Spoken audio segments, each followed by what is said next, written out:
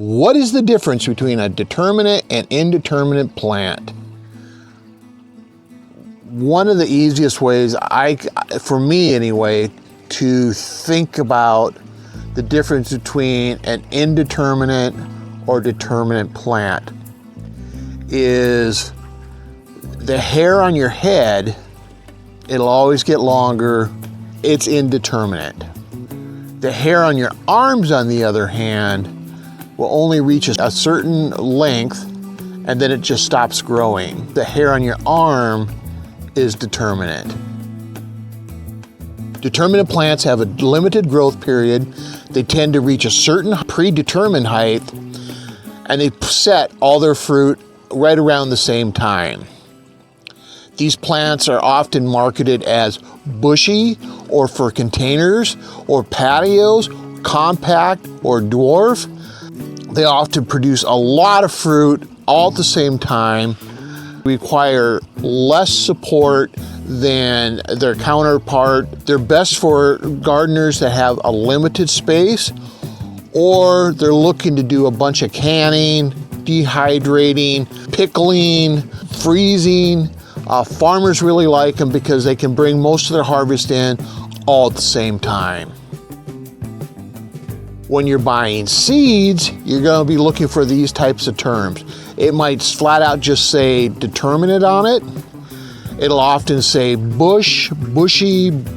It may say for patios or container gardens, compact, dwarf. These are all terms that you'll find on the seed package.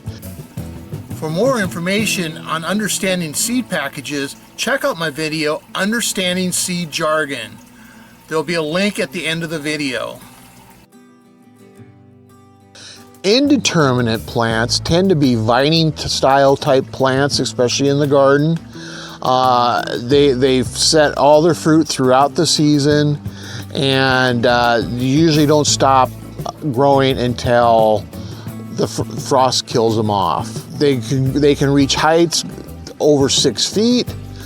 Their harvests tend to be continuous through the season. This is nice if you're looking for your garden to maybe some tomatoes for a sandwich or for salads throughout the gardening season.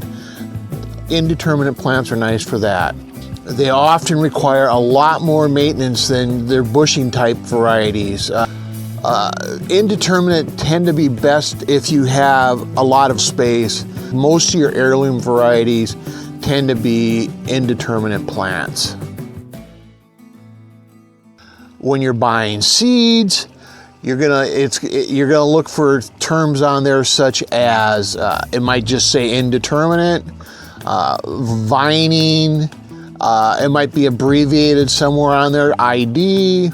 It could say long season, prolonged harvest, extended harvest. It might say support required, support needed. Depends on your seed company. If you can't tell by the packaging, especially if you're buying an heirloom variety, just assume it's indeterminate.